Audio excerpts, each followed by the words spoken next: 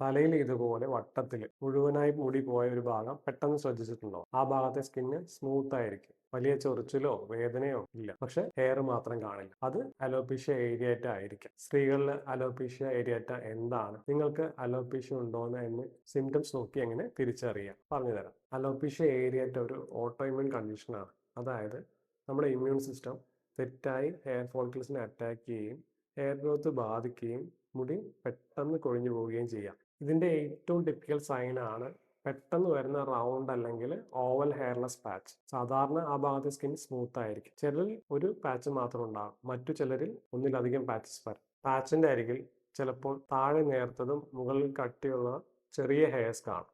ഇതിനെ exclamation mark hairs എന്നാണ് പറയാറ്.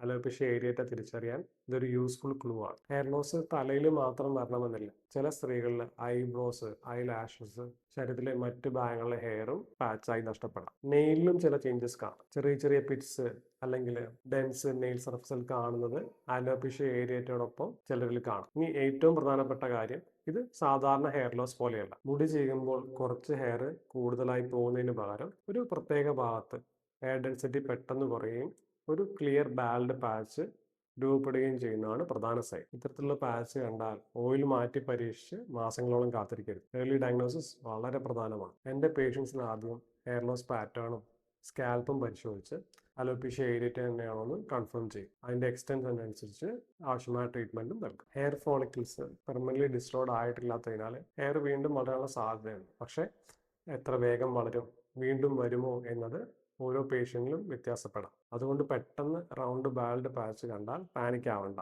ഡയഗ്നോസിസ് കൺഫേം ചെയ്ത് നേരത്തെ ട്രീറ്റ്മെന്റ് തുടങ്ങുക. നിങ്ങൾക്ക് ഇങ്ങനെ റൗണ്ട് ഹെയർലെസ് പാച്ച് വന്നിട്ടുണ്ടോ? കമന്റ് ചെയ്യും. അലോപീഷ്യ ഏരിയേറ്റ വന്നാൽ മുടി തിരികെ വരാൻ എന്താണ് ചെയ്യേണ്ടത്?